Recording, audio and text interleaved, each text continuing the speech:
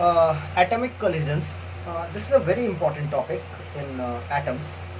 Modern physics का ये बहुत ही इम्पोर्टेंट टॉपिक है और काफ़ी कॉन्सेप्चुअल है।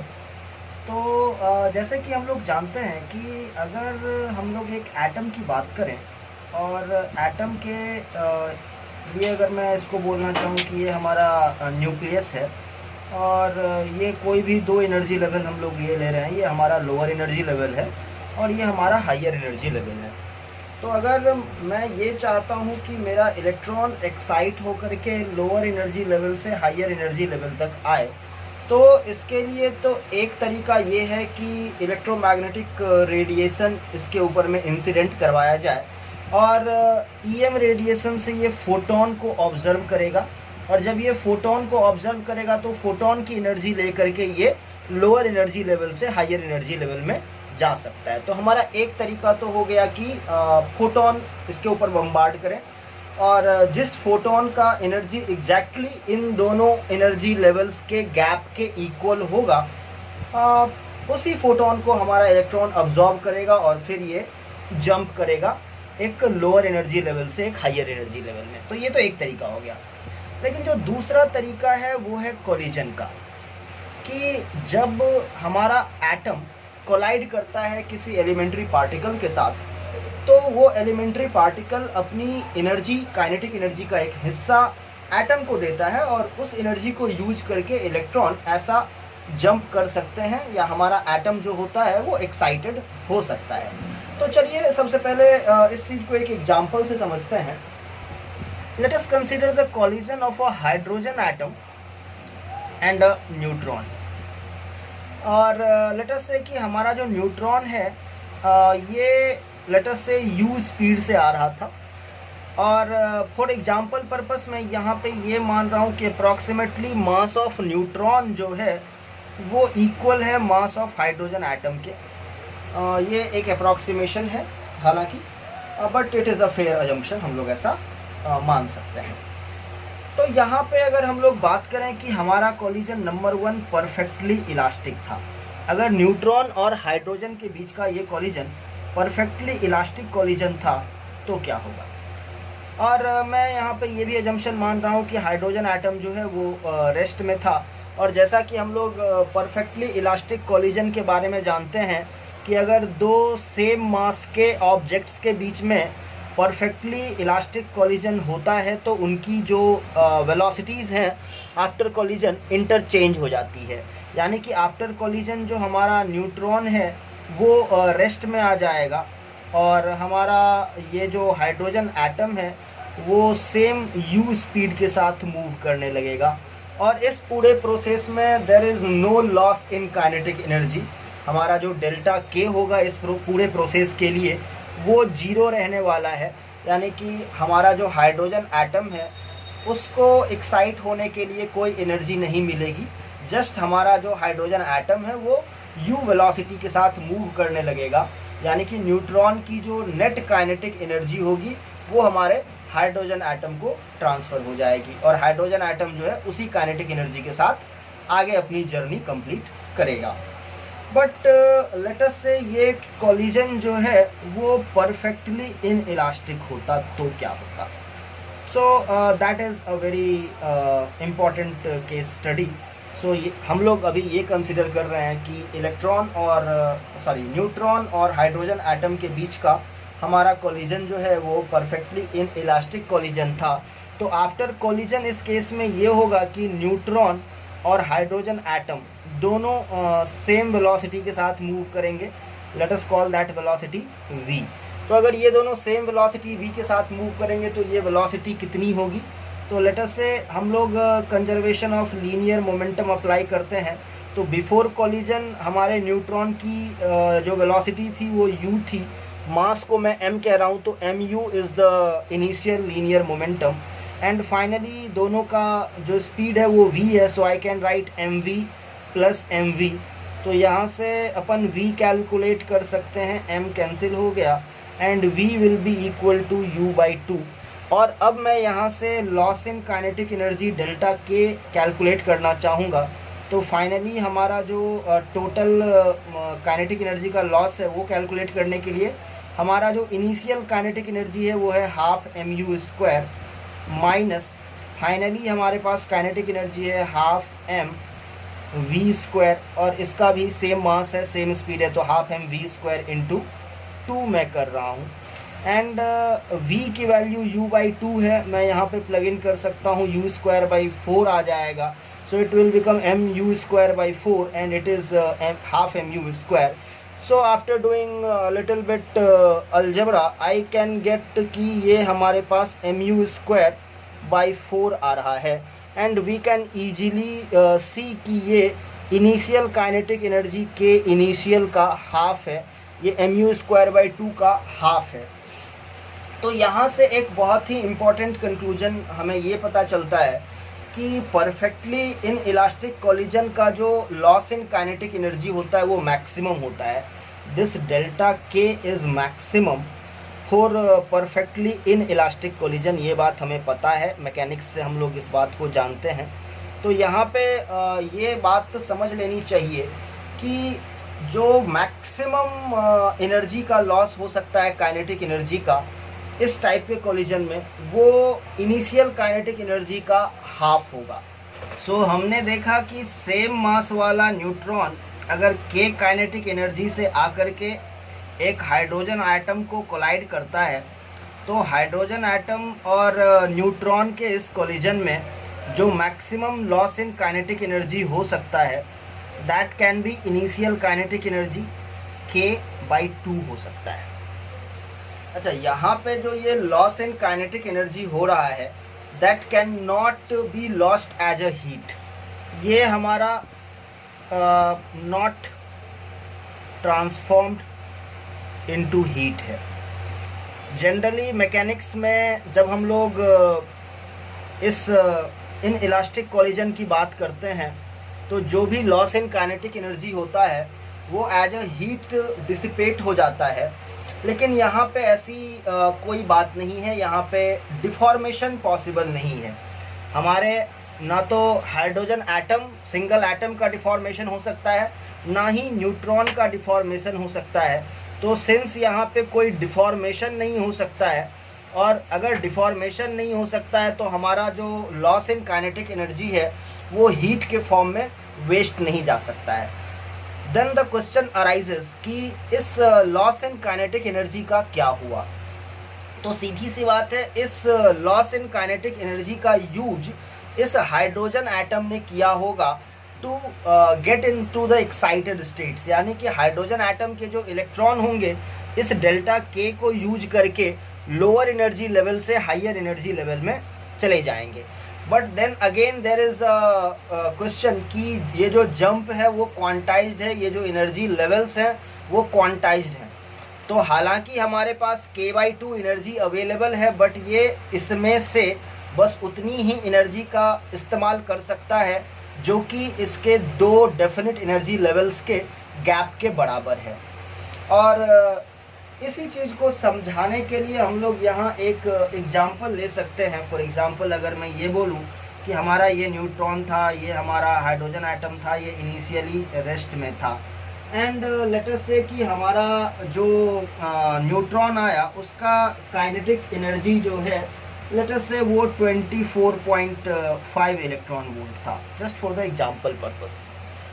अच्छा, तो हम लोग ये जानते हैं कि डेल्टा के का जो मैक्सिमम वैल्यू हो सकता है वो हाफ ऑफ दिस के हो सकता है, दैट इज़ 24.5/2 हो सकता है। कहने का मतलब है कि 12.25 इलेक्ट्रॉन वोल्ट ये एनर्जी डेल्टा के मैक्स है।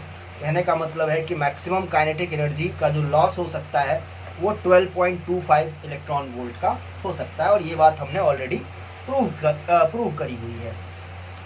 लेकिन अगर हम लोग हाइड्रोजन एटम की बात करें और इसके एनर्जी लेवल्स की बात करें तो हमें पता है कि पहला -13.6 इलेक्ट्रॉन वोल्ट है, the second energy level is like -3.4 electron volt, and the third one is -1.51 electron volt,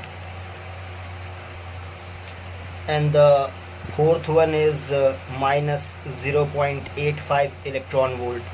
अगर हम लोग गैप की बात कर लें तो फर्स्ट टू सेकंड का जो गैप है वो है 10.2 इलेक्ट्रॉन वोल्ट का ये गैप है।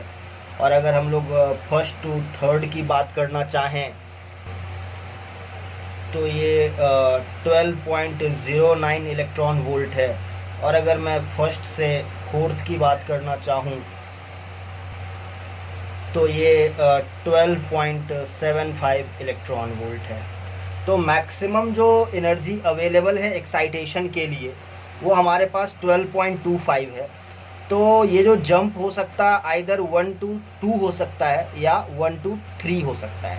तो हमारा जो इलेक्ट्रॉन का जंप हो सकता है वो n=1 से n=2 हो सकता है या फिर n=1 से n=3 हो सकता है। तो यहाँ पे इस पर्टिकुलर केस में हमारे पास 3 ऑप्शंस अवेलेबल हैं। केस 1 की अगर बात करें कि हमारा जो कॉलिजन है वो परफेक्टली इलास्टिक है। अगर हम लोग ये बोलते हैं कि हमारा कॉलिजन परफेक्टली इलास्टिक है तो जो 24.5 इलेक्ट्रॉन वोल्ट की एनर्जी न्यूट्रॉन लेकर के आया था वो एनर्जी हाइड्रोजन एटम को मिलेगी, बट वो काइनेटिक एनर्जी के फॉर्म में होगी। और हाइड्रोजन एटम एक पर्टिकुलर वेलोसिटी के साथ इसी एनर्जी के साथ मूव करता आगे चल जाएगा and there will be no excitation, यानी कि there will be no loss in kinetic energy during the collision, और उस लॉस इन काइनेटिक एनर्जी का यूज एक्साइटेशन के लिए नहीं होगा। केस 2 हम लोग ये कह सकते हैं कि हमारा जो जंप है वो n=1 से n=2 तक हो रहा है। अगर ऐसा है तो इसके लिए हमें 10.2 इलेक्ट्रॉन वोल्ट खर्च करना पड़ेगा। हमारे पास जो टोटल अवेलेबल एनर्जी है वो है 12.25 इलेक्ट्रॉन वोल्ट, या फिर यूँ कहें अगर हम लोग टोटल को देखें हमारे पास जो टोटल काइनेटिक एनर्जी इनिशियली आ रही है वो है 24.5 इलेक्ट्रॉन वोल्ट, और इसमें से मैं 10.2 इलेक्ट्रॉन वोल्ट यूज कर ले रहा हूँ 1 to 2 एक्साइटेशन के लिए। और हमारे पास जो वैल्यू बच जाएगी वो हो जाएगी 14.3 इलेक्ट्रॉन वोल्ट। सो एक्साइटेशन के लिए 10.2 इलेक्ट्रॉन वोल्ट खर्च करने के बाद इनिशियल काइनेटिक एनर्जी में से अब 14.3 इलेक्ट्रॉन वोल्ट बच गया है। वो जो है वो net kinetic energy after collision हो जाएगा, यानी कि हम लोग ऐसा कह सकते हैं कि half m mass of neutron की बात कर रहा हूँ into velocity of neutron square plus half m velocity of hydrogen atom after collision square. तो ये total kinetic energy after collision हो गई, और इसकी वैल्यू हमारे पास 14.3 इलेक्ट्रॉन वोल्ट है। यहाँ से ये एक इक्वेशन मिल रहा है। और दूसरा कंजर्वेशन ऑफ लीनियर मोमेंटम अगर हम लोग यूज करते हैं यहाँ पे, तो कंजर्वेशन ऑफ लीनियर मोमेंटम के हिसाब से हम लोग बोल सकते हैं कि mu, अगर मैं इसकी इनिशियल वेलोसिटी u बोल रहा हूँ जो कि मैं कैलकुलेट कर सकता हूँ काइनेटिक एनर्जी से, तो mu will become equal to mass into Vn plus mass into VH। और इन दोनों इक्वेशन को अगर मैं सॉल्व करता हूँ then I will get the value of V1 and V2 after solving these two equations. Similarly there can be a third case जिसमें कि हमारा जो इलेक्ट्रॉन है उसका ट्रांजिशन n=1 से n=3 होगा, जिसमें कि हमारे पास 12.09 इलेक्ट्रॉन वोल्ट कंज्यूम हो जाएंगे। तो 24.5 जो टोटल है उससे मैं 12.09 को सब्ट्रैक्ट कर लूँगा, और सिमिलरली इस चीज़ को ट्रीट करके ये बता सकता हूँ कि फाइनली जो हमारा हाइड्रोजन एटम होगा और जो हमारा न्यूट्रॉन होगा रेस्पेक्टिवली उनकी वेलोसिटी क्या है। सो दिस इज़ फॉर्मेट जिसमें कि हम लोग एटॉमिक कॉलिजन्स को हैंडल करते हैं। सो यहाँ पे हम लोग थोड़ा सा डिस्कस करने वाले हैं रदरफोर्ड का अल्फा पार्टिकल स्कैटरिंग एक्सपेरिमेंट। ये एक्सपेरिमेंट बहुत ही फेमस एक्सपेरिमेंट है। आप सब जानते हैं कि न्यूक्लियस के एग्जिस्टेंस का जो नॉलेज है वो हमें सबसे पहले अल्फा पार्टिकल स्कैटरिंग एक्सपेरिमेंट से ही मिला था। मैं एक्सपेरिमेंट के बारे में ज़्यादा बात नहीं करने वाला हूँ, क्योंकि हम सभी लोग जानते हैं कि हमारे पास एक थिन सा गोल्ड फॉइल होता है, और इस पे जब हम लोग अल्फ़ा पार्टिकल्स को एक्सेलरेट करा के बम्बार्ड करते हैं तो फिर रिज़ल्ट हमें क्या मिलते हैं, ये सारी बातें हम लोगों को पता है। मैं स्पेशली यहाँ पे दो चीज़ों की बात करने वाला हूँ। पहला तो है इम्पैक्ट पैरामीटर। तो अगर इम्पैक्ट पैरामीटर बोलें कि ये इम्पैक्ट पैरामीटर क्या है, तो इसको हम लोग ऐसे समझ सकते हैं कि लेट अस से हमारा जो इम्पैक्ट पैरामीटर है वो अल्फ़ा पार्टिकल के लिए है कि लेट अस से अल्फ़ा पार्टिकल इस रास्ते से आ रहा था, ये हमारा यहाँ पे न्यूक्लियस है जस्ट फॉर एग्जांपल पर्पस, और ये फाइनली इस तरीके से स्कैटर्ड हो गया। तो आफ्टर गेटिंग स्कैटर्ड इसका जो वेलोसिटी वेक्टर है उसका सेंट्रल लाइन से कितना डिस्टेंस है, ये अगर मेरा सेंट्रल लाइन है उसका वेलोसिटी वेक्टर का सेंट्रल लाइन से जो परपेंडिकुलर डिस्टेंस है, इसी को हम लोग इम्पैक्ट पैरामीटर कह सकते हैं। तो बेसिकली हम लोग ऐसा कहेंगे कि हमारा जो इम्पैक्ट पैरामीटर है b, इसको हम लोग b कह रहे हैं, that is perpendicular distance of velocity vector of alpha particle, velocity vector of alpha particle from the central line. तो ये एक बहुत ही इम्पॉर्टेंट पैरामीटर होता है जिससे कि हम लोगों को न्यूक्लियस के साइज के बारे में जानकारी मिलती है। तो just to give you the idea of this, so b is equal to k z square cot of theta by 2 over kinetic energy of the alpha particle. तो यहाँ पे सारे जो कॉन्स्टेंट्स हैं वो आप ऑलमोस्ट जानते ही हैं। For example k is my 1/4 pi epsilon not, z जो है वो हमारे टारगेट एटम का एटमिक नंबर है। फॉर एग्जांपल ये टारगेट अगर एटम गोल्ड है तो ये गोल्ड का एटमिक नंबर हो जाएगा। e चार्ज ऑफ इलेक्ट्रॉन है, थीटा जो है वो एंगल ऑफ स्कैटरिंग है कि कितने एंगल से स्कैटर्ड हुआ है, और e जैसा कि मैंने पहले ही बताया ये हमारे अल्फा पार्टिकल की काइनेटिक एनर्जी कही जाएगी। और अल्फा पार्टिकल स्कैटरिंग एक्सपेरिमेंट का ही एक और पैरामीटर है जो कि बहुत इम्पॉर्टेंट है, वो है एन थीटा, यानी कि it tells me about the number of particles और number of alpha particles scattered at an angle theta, कि कितने पार्टिकल एक पर्टिकुलर एंगल थीटा पे स्कैटर्ड होंगे थीटा। उसके लिए हमारे पास एक फॉर्मूला होना चाहिए and it goes something like this, K Z E square का होल स्क्वायर ले लीजिए and N I N T divided by R square E square sine के power 4 theta by 2। k is 1/4 pi epsilon naught as you know. z हमारे target atom का atomic number कहा जाएगा। e हमारा जो है वो चार्ज ऑफ इलेक्ट्रॉन हो गया। This ni is number of alpha particle incident, कि कितने अल्फा पार्टिकल टोटल हमने इंसिडेंट करवाए हैं उनकी वैल्यू है ये। और यहाँ पे जो हमें n दिख रहा है स्मॉल n, ये नंबर डेंसिटी है टारगेट एटम की, यानी कि टारगेट एटम में कितने एटम पर यूनिट वॉल्यूम में हैं इसकी बात ये करता है। So it is the number density of target atom. t हमारे टारगेट का जो थिकनेस है वो t है, और r जो है वो डिस्टेंस है हमारे टारगेट और डिटेक्टर के बीच का, टारगेट एंड डिटेक्टर इसके बीच का जो डिस्टेंस है उसको हम लोग कहते हैं r। ई काइनेटिक एनर्जी है और जो थीटा है वो एंगल ऑफ स्कैटरिंग है।